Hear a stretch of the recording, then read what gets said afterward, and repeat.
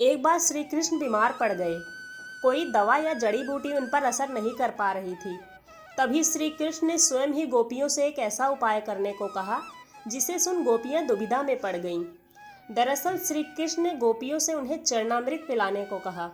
उनका मानना था कि उनके परम भक्त या फिर जो उनसे अति प्रेम करता है तथा उनकी चिंता करता है, यदि उसके पांव को धोने के लिए इस्तेमाल हुए जल को वे ग्रहण कर लें तो वे निश्चित ही ठीक हो जाएंगे।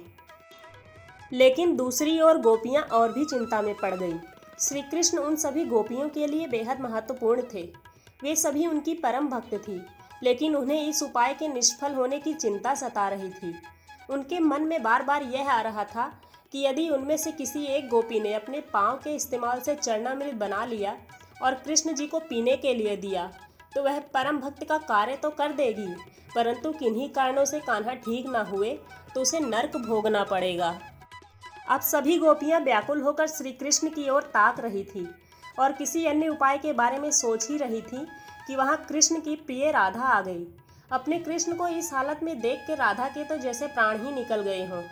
जब गोपियों ने कृष्ण द्वारा बताया गया उपाय राधा को बताया तो राधा ने एक क्षण भी व्यर्थ करना उचित न समझा और जल्द ही स्वयं के पांव धोकर चरणामृत तैयार कर श्री कृष्ण को पिलाने के लिए आगे बढ़ी। राधा जानती थी कि वे क्या कर रही हैं।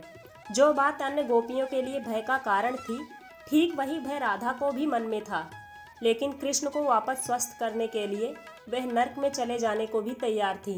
आखिरकार कान्हा ने चरणामृत ग्रहण किया और देखते ही देखते वे ठीक हो गए, क्योंकि वह राधा ही थी जिनके प्यार एवं सच्ची निष्ठा से कृष्ण जी तुरंत स्वस्थ हो गए।